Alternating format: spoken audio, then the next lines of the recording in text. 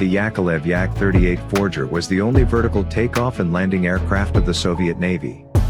It was also the first operational, fixed-wing carrier-based strike fighter aircraft of the Navy. The first designs of the Yak-38 was of a supersonic aircraft resembling the British Hawker P-1154. To avoid development difficulties, the design was remade to a simpler aircraft, capable of speeds up to Mach 0.95. The designs were based on the Yak-36, but had little in common with the aircraft it was based on. The first prototype, the VM-01, was finished in April 1970. The Yak-38 was constructed in aluminium, and had a thin wing design.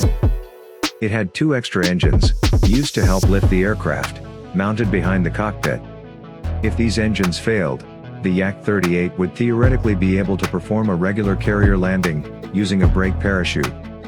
The aircraft design also incorporated the automatic South-36 flight control system, that would take over when the angle of the engine nozzles exceeded 67 degrees. The flight control system also had the ability to automatically fire the pilot's ejection seat, if the orientation of the aircraft deviated too much in the horizontal plane.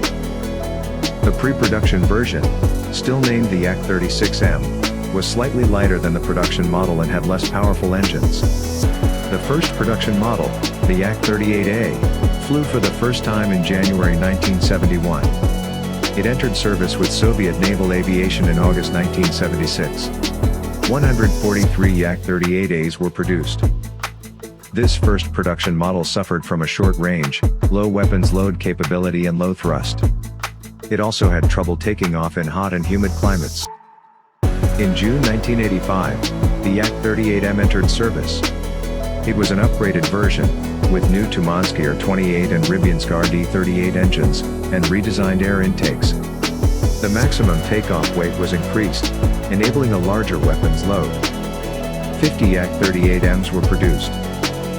The Yak-38U was a two-seat training version, with an enlarged fuselage to fit a two-seat cockpit. It entered service in November 1978, and a total of 38 aircraft were produced. The Yak-38 served almost exclusively on Kiev-class carriers, but tests operating the Yak-38 from civilian RoRo vessels were also made. 4 Yak-38s served in the war in Afghanistan, operating as regular strike aircraft. Because of the high altitude, they could not take off vertically and had to take off like normal aircraft. The Yak-38 was retired from service in